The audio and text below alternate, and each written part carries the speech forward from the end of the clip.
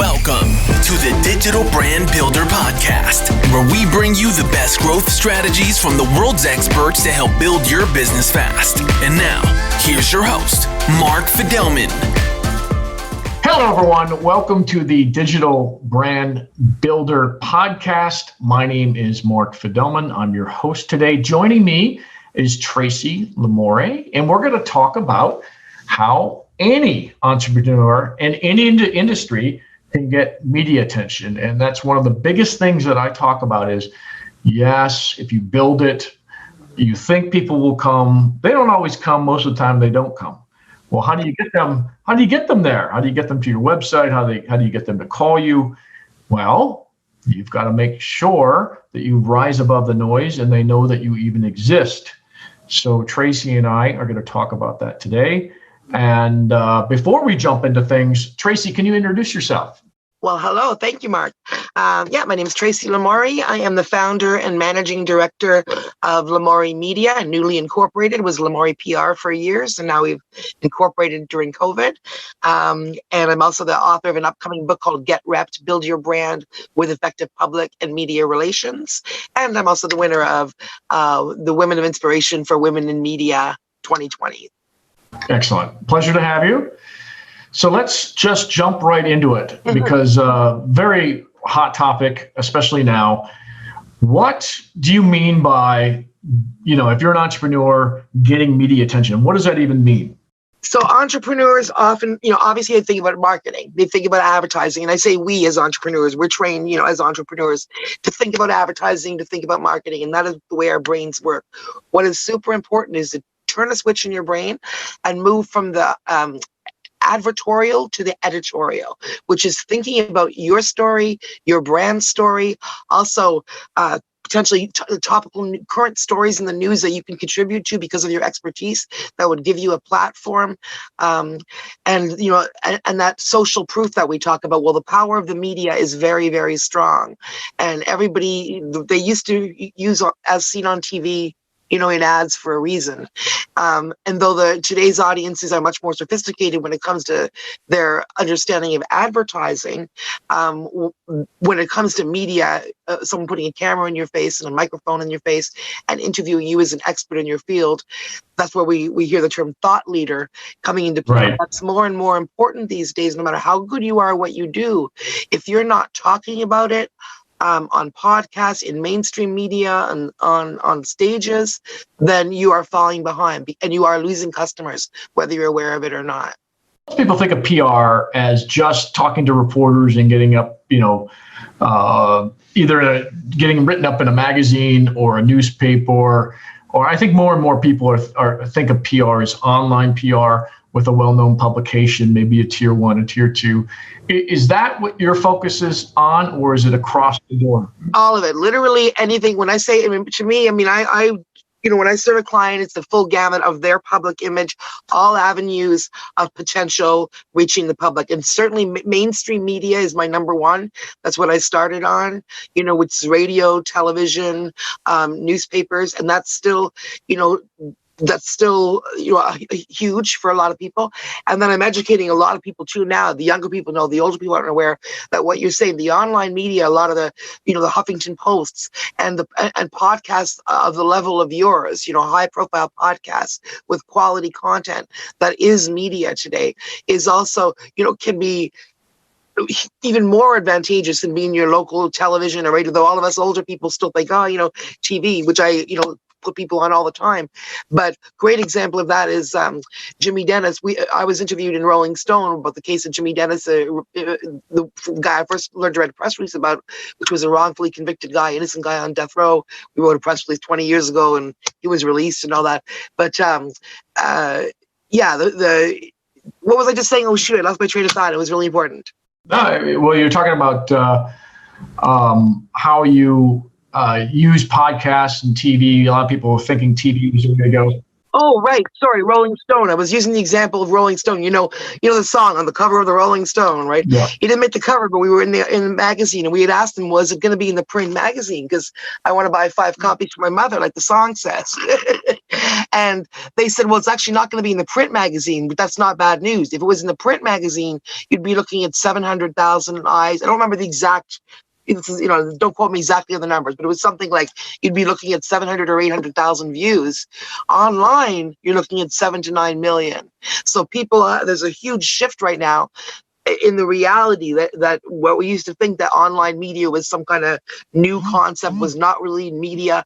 It actually is media, and it's the content creators now where a lot of mainstream media are coming to get their information. So both sides, to answer your question, I do both. I do, mainstream media teaching, getting clients in mainstream media and teaching them how to do it themselves too, and also opening up the wonderful, especially in 2020 and beyond, the hugely important world of podcasts and online creation, where experts like you and me, in our fields, are creating and talking to other people and providing real information that's of real value to entrepreneurs and other people. Okay, so it's across the board. And if I'm an entrepreneur and I'm just starting a business, what are the first things that I should be looking to do in order to prepare to get this media attention? What do you do first? So think about it. There's two. You're probably thinking about your business and what you're selling as number one when you think about media, and that's the first mistake. Because you should be thinking about yourself as the thought leader and the expert in that thing you're selling, in that sphere, right? So that way, because otherwise you may be veering towards that. And I'm not saying you can't be talking about your brand and all that, but be careful when you're thinking and framing your thinking about it. Otherwise you may veer into that advertorial, right? So you want to be thinking about yourself as, what can I say? What can I bring to the table? What do I know that other people, whether it's in my industry or outside of my industry, don't know? And so here's some real tips, some real opportunities. Okay, if you have a marketing budget, put it away for a month and hire a publicist. Hire me, work internationally, or any publicist really, just so you can understand and see the way they frame you. And then you start to understand and your mind will be like blown wide open to the opportunities. But if you can't do that and you want to kind of investigate the world, yourself, I'm going to give some real world tips, but before you even look at those, make sure you have your story in terms of your bio, your little 2-paragraph compelling bio that includes not every list of every accomplishment you've ever done, but a compelling little story for the media about why you're the expert to talk about this, and maybe 2 or 3 potential talking points that you could do. So it could be, something you'd be comfortable talking on a stage about. That could be a media segment. So you could say, Mark speaks about, whatever, and this, right? So you're giving them you're spoon feeding them you're giving them a gift of spoon feeding them good material, good content, as opposed to asking them for something which is free advertising, which they're not in the business of doing. They're happy to send you to the ad department. So once you've got that little, few paragraphs and you're confident in it, that it's a good story and it's a good message and it would make somebody compelled to interview you, there are some sources. These are like free things that you can go and do that I've given away, but publicists don't always give away because we'd rather you come and pay us to do it for you. But you can go and search HARO, which is Help a Reporter Out, is an online free service that you can just sign up to and get emails 3 times a day of everything from Oprah.com to The List to Good Housekeeping to Reader's Digest to NBC. Those are all places I've got my clients on using that, where reporters are already doing stories and they're just looking for a source to fit into their story. There's huge opportunities for entrepreneurs in there all the time, daily. And some of them are just general, like entrepreneur to speak on, so it gives you a great platform. So are you saying for entrepreneurs to become, position themselves as an expert and then let reporters or people know, hey, that you're an expert in X or Y or Z? Is that kind of the first step that you look at? Well, these particular services goes beyond that. Like, you'll actually see on these services daily requests will come in saying, query, NBC with a deadline of Tuesday, the 30th of December at 7:00. I'm looking for 4 entrepreneurs who can speak about how COVID has affected them last year and their goals for 2021. And then the publicists like me or the intrepid intelligent, savvy entrepreneur who knows how to frame his stuff can go frame his story, go jump in real quick. Yep, I got a great quote for you. Here you go. It's that easy. I've literally got one client, 26 years old. She's like a life coach, and she had a history of bipolar.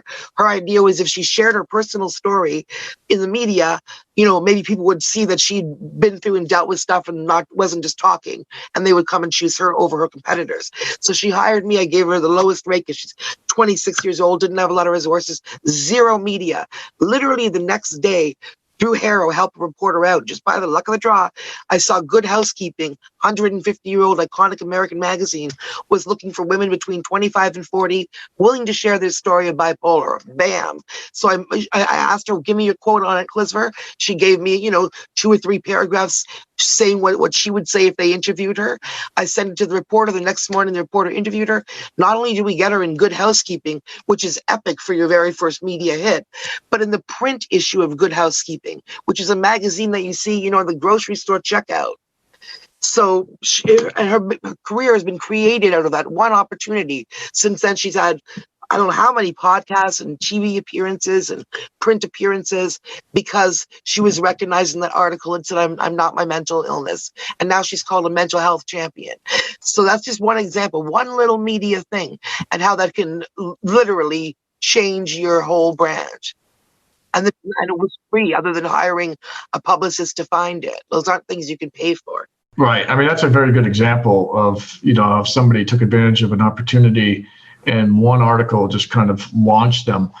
I find that those are hard to get. I mean, but they're totally doable, especially if you're positioning yourself correctly and you've got a good tagline or headline or something. Yeah, that was a lucky one to get that right off the gate, right? But if that's not that's why I say hair. That's not, but those are those big ones are absolutely reachable, free, with a little work. And, then you can reach that reporter. Then it's just a matter of, was your story right? You know what I mean? It's not like it's impossible. I've gotten clients in all these major things just by the luck like that way. The other thing is, reaching out with your own story to local media and, responding if you see something that's in the news that you can speak to via your expertise. And it's a story that is likely to be something that they're going to keep talking to you about. You as a different voice with a different, something different to say about it, but you have to be within your realm of expertise convincingly, can get that media spot. And the way to be convincing is to go and get that third party, what do they call it, the social proof, by appearing on podcasts. And something like yours might be harder to get on. You really interview the elite, in their fields. But for people who maybe haven't proven themselves that way yet, but they still have something to say, there are smaller podcasts they can get on, or they can start writing articles themselves for Medium where people can, see their thoughts. And this is how you start presenting yourself as that thought leader. Like you said early on, it's absolutely true that this differentiates themselves from their competitors when people come and look at your website and see that you versus your competitor, and you've been on all these things and been interviewed as an expert in your field internationally, and the other guy is just doing a great job. No one's going to see the great job. They're going to see that shine that everybody's noticing your work. And that's the reality of today. And it's going to continue to be the reality as we have more and more platforms. So it's something that entrepreneurs really have to, take advantage of, be comfortable with. Yeah. And just to kind of build off of what you were saying, to get on this podcast, you really just have to have expertise that's provable, because I do a Google search and I look around, but also something unique that most people haven't heard before in the marketing or sales field. Like coming on and saying, here's some special tricks and hacks to get, and we haven't gotten into this yet, but to get media attention for you and come with specific examples today. Yep. Yeah. So it's also the approach and how unique you are, even if you aren't a positioned expert, but you can demonstrate that you're an expert in other ways, then you could get on a podcast like this. So that's one way for entrepreneurs, to kind of to get press. What about, trying to get their products or services into the media? Does that happen right away? Does that happen over time? Does it depend? Yeah, again, everything is about the pitch. I always say, life's a pitch and that's a P, right? It is never, it really is. It's about that convincing. There's not an overall right time for everybody. Like you can't say, 2 weeks before launch or after launch or before. I always say, when we're positioning you, it's always about the product too, sneakily, because in order to be saying, Bob Smith is an expert in lawns. They can't just say that. They have to say, he's the founder of Lawn Care International. So it always sneaks in there because that's your calling card and why you are the expert, right? So, but yeah, no, in those instances, they're not doing a deep dive into what you offer. So business stories are the hardest ones to place. So you have to be really savvy and know your market. The reason for that, when I say business stories, I mean about a product, about a service, about the one that are sort of on the edge of advertorial because they're talking, but they're not. They're it's still a worthy story. It's still something that demographic would be interested in. But business editors, and I know some of the biggest financial papers, and I've spent 45 minutes on the phone with them talking about why some stories are hard to place.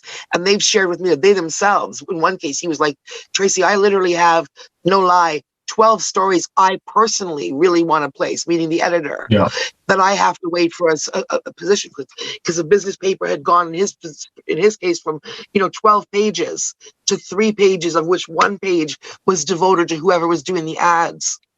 So now you have this weird crossover, right, where you just lost some of the space, and but so you have to be really, really savvy in how you do it. So, but yes, you can think about things like reviews. Think about who uses your product, and then go to those. Like, for example, if it's something that is aimed at a 55 plus population, you may not be thinking. Don't think advertising, but take advantage of, well, what is it? Think of what's the story behind it. Can you write an article, for example, about what problem that solves? Here's a way to do it, without just saying, this is the problem, and this company solves it, because that's an ad and not likely to get anywhere.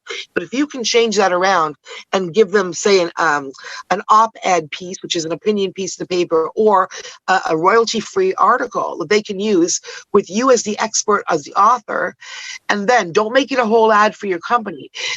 You make the whole, like, say you have a 1,000-word article, maybe 200 words of that is about the solution your company offers, and then go and find someone that's not a competitor, does totally different than what you do, but they serve that same market and maybe help solve a similar problem. You know what I mean? So it doesn't take anything away from you if you include them in your article. But what it does is it makes your article a piece of journalism, which you can now get into a paper or into a local newspaper. Weekly papers are really good. They take submissions, from experts in their field and locals. So these are all ways, because one thing builds on another. You get one little thing, and then you can go and say, hey, look, here I am featured in this, and you get that other thing, and then you get that other. And then before you know it, you're an expert guest. Excellent. Well, I do like that approach. I do like Haro. I don't know how busy Haro is these days in terms of, okay, somebody puts out a request, a reporter puts out a request, they get 10, 20, 50, maybe it depends on.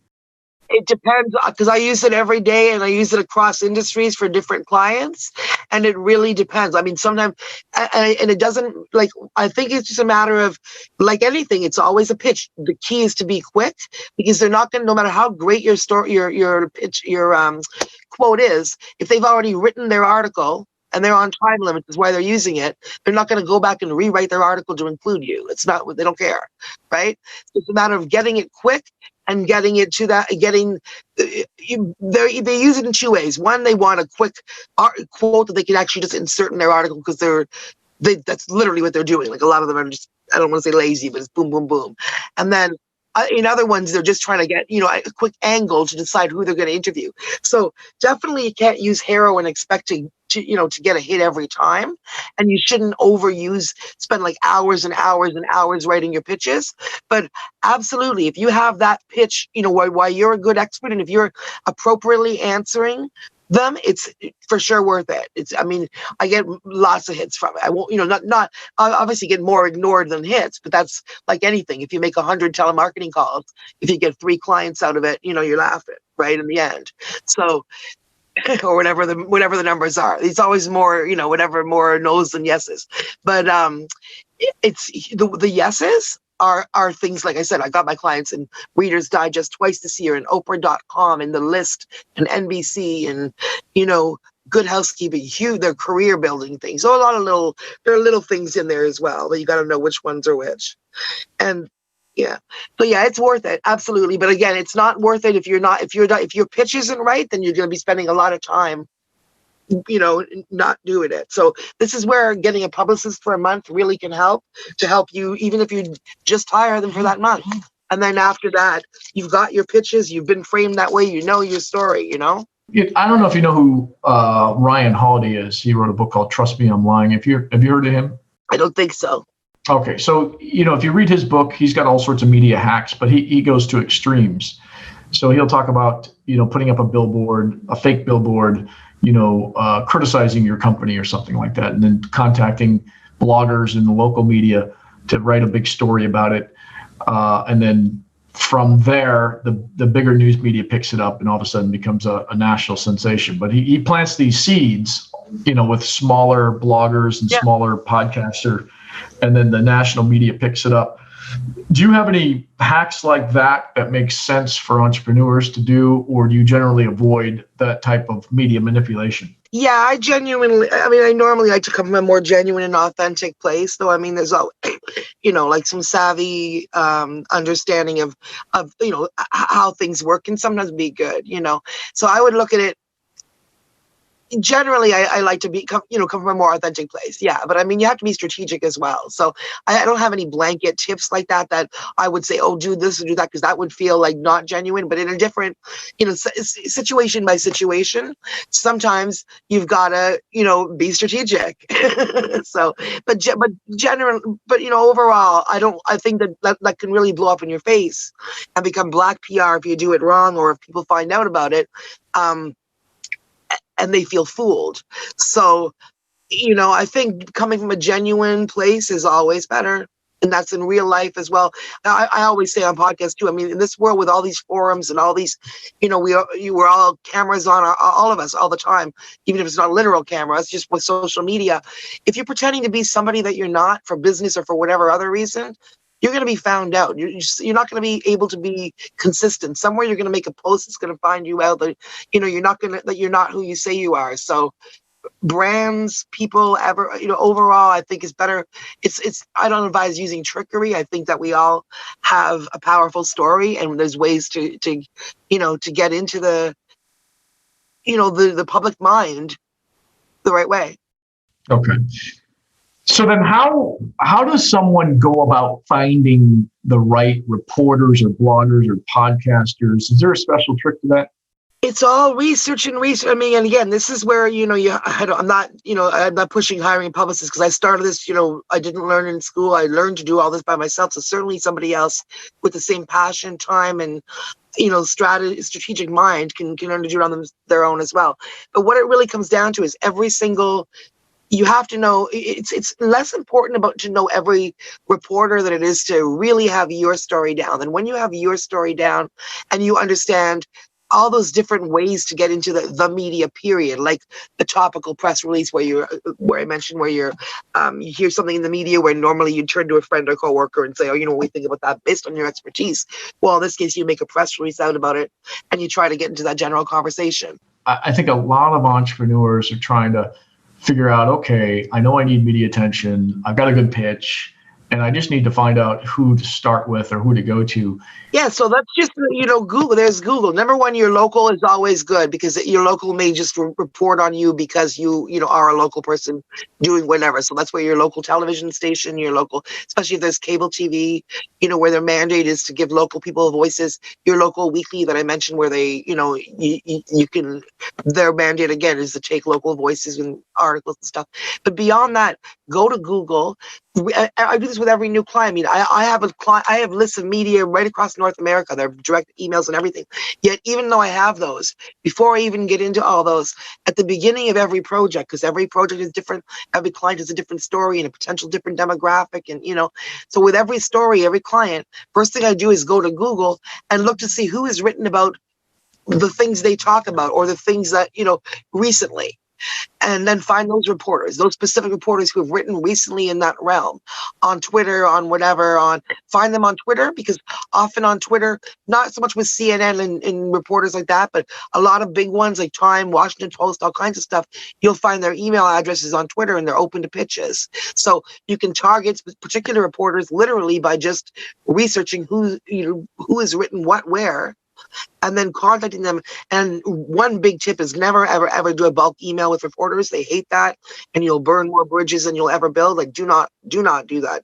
Take the time to sit there and email, because if you end up, it might take your time. This is why it's good to have a publicist or someone else doing it. But if you want to do it yourself, take the time and sit there in an hour and send 20 individual emails saying, hey, Bob, I see you. I know you've been covering, whatever.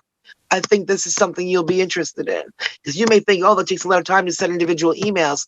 But that, if one of those turns into a Time article, you're not going to be saying that. Right. Yeah, I find there's a couple things. One, there's companies like Meltwater that keep track of these reporters, and you can sort by category, or I don't think you sort by product. And they're great to help you find your results too. Like, because a lot of reporters won't tell you when they picked you up. Yeah. Especially if they're not doing an interview. If you've done a really good press release, like a kind of magazine style press release where you have the right quotes in there, and the busy newsroom doesn't have time to do an actual news story, they'll just take your quotes, do an article. And if you don't have something like Meltwater, you might find it, 3 months later in Google. Oh, that's great, I was covered. Yeah, they have their current contact information, which is also nice.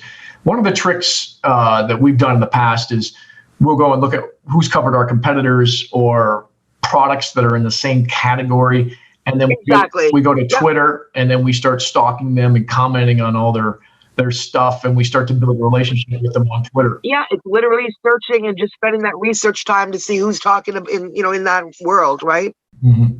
So Twitter's a big one because it's all public. You could follow anyone. You could comment to anyone. So stalking them on Twitter seems to work real well. So if you're starting to notice, this is a lot of time and a lot of effort. And I know most of you just want to be an entrepreneur. So you either have to hire somebody. And that's the thing, you got into what you do because you love what you do, and you should be doing that, right? So you either have to hire somebody, or you have to bring on somebody on your staff to do it for you. So it is a lot of work, but it will pay off in the long run, especially if you're kind of in a noisy field. I mean, if you've got a unique product, you've got a rocket that's going to Mars, and you're going to beat Elon Musk to Mars, then yeah, you're going to get a lot of attention a lot of fast. Most of us don't have that. Most of us have something that might be a little bit better than our competitors. Or if you're entering into a new field, nobody knows what the heck it is, and you're going to have to educate people on, oh, this is the new widget that we've designed, and this is what it does, and this is why it's better than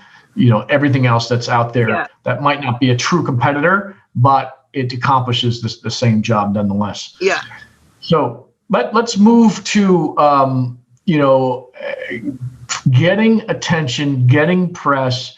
What about doing it with influencers? Do you recommend they go after podcasters, reporters, and so on and so forth, or do you recommend working with influencers to kind of get the word out quicker, sooner, better? Yeah, I more work with the on the media side and the whether it's new media or mainstream media. Though I feel like I do some work with influencers, but more I usually push that to, if it's corporate, to the marketing department, and I'll help them. They'll tell me what they want or who they want, and then I can I'll reach out I'll find the influencers for them and reach out to them. But generally, if that's what they're doing for my own clients, so my role normally isn't to find an influencer. It's to get them to make them the influencers, essentially. But but sometimes communication PR is communication and connections, right? So a lot of times I'm connecting them with, when you say influencers, I'm thinking of like Instagram influencers, right? But I mean in terms of influencers, like real life influencers, like when I said I take care of all of their public image and all that stuff, I have a huge range of clients, and I have a deep, I know a lot of people in every industry and famous people, the whole whatever, and anytime I can make those connections, I do that as part of what I do. So in that sense, I'm always connecting my clients with influencers and people who can advance them. But in terms of that, that marketing idea of like getting an influencer, an Instagram influencer who has 150,000 likes to show their product or whatever, that's more on the marketing side. And so I work with the marketing people who do that, and I make that stronger. But that's not really a PR. In my view, it's not really a PR. It's more a marketing than a PR kind of side of things. Yeah, it's a fair point. I find there's some YouTubers that get 1 million views every time they put out news or unboxings and so on and so forth. So I guess it's a similar function to reporters. There's crossover, right? Like everything's changing these days, right? So there's definitely crossover. And I had this conversation literally with a client the other day who's a television broadcaster, and we're doing a couple projects together. And we're like, so he said, so he's a marketing guy and he has me. And he's like, so who does this? We want to reach out to influencers next month. Who does that? And I was literally like, well, yeah, I think it's more, I would like to support the marketing guy in that. Like have the marketing guy, because they're the ones who know their product. They know they should know their exact demographics, all that. Then they tell me that. And then I can find the famous people and connect them with the famous people. I can make the connections, you know what I mean? Like I'm the one that can get the celebrities, I can do all that. And yeah, but I like them to be the ones that are sort of driving that train, because it feels more like a marketing function. Right. Okay. Let's go back to traditional PR.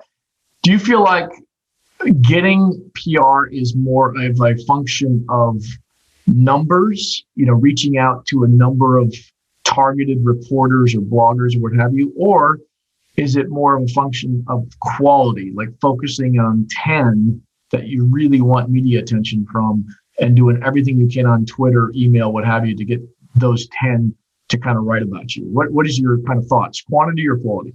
Yeah, I those are strategic things, and I have I don't know if I can answer one better than the other in all cases, because there's been different cases where I've used both. Like, for example, there was one I was doing some messaging for an attorney earlier this year who was doing some federal anti-death penalty work, and they were doing work again, so they were doing messaging federal, meaning they had to get to the people that were doing like White House reporting.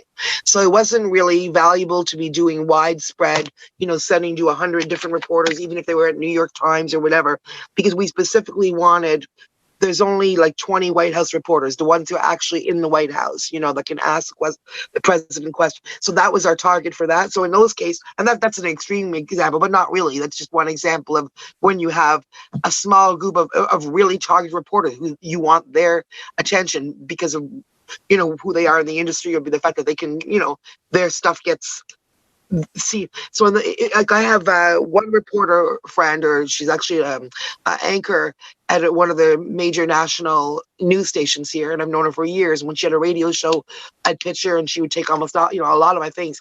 And now I said, well, how do I pitch you to this?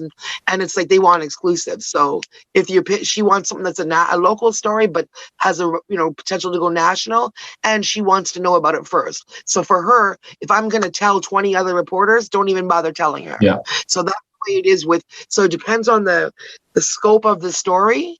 And, if you're just hoping to get about, but if you're really thinking this is a big one, this could go big, then you're much better off to actually target the people with the power to get it there. Okay.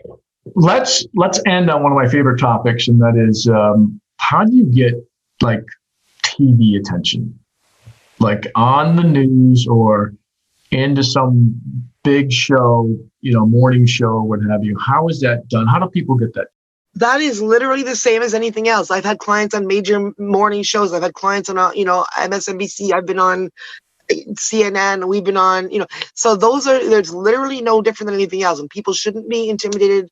I think those are unapproachable. Again, a lot of those ones are on those sources like Haro, which are they're reaching out because they need the answers quick, just like you desperately want to be on all those shows.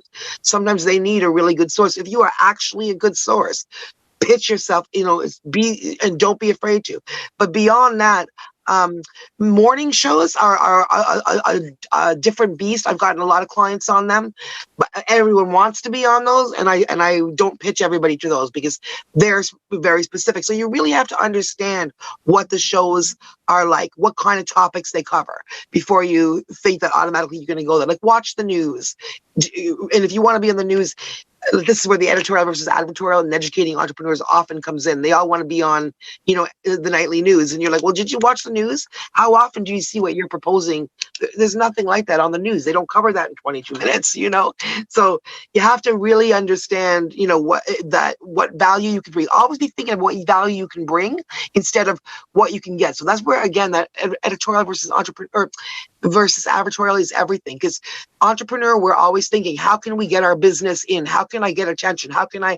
Instead, we have to really switch to like, how can I give that journalist and their audience a really good story that way they understand this industry, this product, this whatever. So switch it to that. And if you're thinking like the editor, thinking like the newsroom, a lot less of your stuff is going to be, end up in the garbage, and they'll actually be considering you as a source.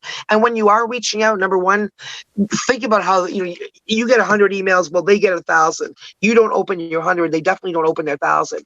So make sure it's all about the header. It doesn't matter how great your topic is, your product, your press release, your publicist. If that header isn't catchy and doesn't convince that guy in his email box before he clicks on it that this might be of interest, you're not even getting the first line read. So that's the key points. Okay. Just fantastic advice. So you don't do anything different than TV than anything else. It's still looking at what we do is we kind of look at what's trending, and we're not PR specialists, but when we work with people like you, we look at what's trending and we try to newsjack that and say, hey, we've got the perfect person to come in and talk about it. Exactly. That's what I call the topical, right? That's where you're looking to see what people are talking about, and do you have something to add to that, right? Whether that's on hair or whether you're watching the world and saying, oh, gee, here, or alternately, oh, gee, right now, and you'll notice too trends if you use things like Haro as well, because what Haro will tell you right now or last March is. Last March for sure, for a whole week or two, we said to everybody, doesn't matter what your messaging is, unless it has the word COVID or Corona in it, we're not putting it out, because you might as well just paper file into the garbage, because nothing was getting through. Even when you were looking at hair, then everything from Cosmopolitan to real estate investing to every single magazine you could think of, they were doing stories on COVID, and that was it. And then everything went more normal this year. Obviously, things have, pivot's been a big word, business, all these other stories have come in. But right now, in the last week or so, if you're looking at Haro again, all of a sudden it's all 60% COVID. So what you do there is, do I have a message that I could turn into this, do I have a COVID story, and then you have to ride that wave and be careful that you're not just getting lost in the noise too, because then there's also everybody's talking about that. How can you talk about something different? So and also monitoring heroin stuff, even if you don't get that story, it's good to see what they're talking about in your industry. That might give you an idea, about a blog or a speech that you might want to give, or a potential, and that's another way. Don't just think about getting in media. If I could say real quickly too, look at opportunities to get awards not just in your industry, which you probably already know about, but outside of your industry, there's all kinds of general, entrepreneur awards, or if you're a woman, women in this and that awards, or, there's all kinds of different awards that the only people who are getting the awards are the ones that are submitting themselves or getting nominated. You don't know about them, so you're not in the mix. Get in that mix. Same with international speaking engagements. Especially right now with the world shut down, everybody's doing them online. So it's a lot easier for them to have you on. They don't have to fly you and put you up in a hotel. But then when the world opens up later, you still have on your resume, oh, I spoke at the, Tokyo, Japan symposium on international, whatever you do. Wonderful. Very good discussion. So happy that we had it. We can go on and on. So where can people find you? Let's say they don't want to do it themselves and they want more to learn more about what you do in PR in general. Where do people find you?